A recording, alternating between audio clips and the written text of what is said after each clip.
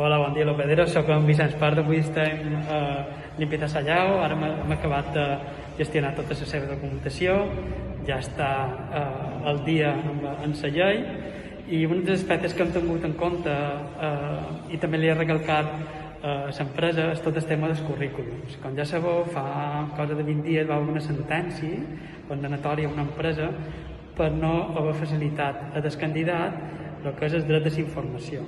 Això, bàsicament, a nivell pràctic, el que vol dir és que quan rebigueu un currículum a nivell d'e-mail és molt important que l'empresa li faci una cosa relativa d'aquest currículum i sobretot que li adjunti el que és la clàusula informativa. Si per contrari el que vos passa és que vos deixen els currículums en mà, jo el que us recomano és que aquest currículum s'afirmi i també li mostreu la clàusula informativa. Així que ja sabeu, si teniu dubtes en quant a tractament de dades de clients o el que heu de complir en el cas que tingueu candidats, us podeu cridar. Fins aviat.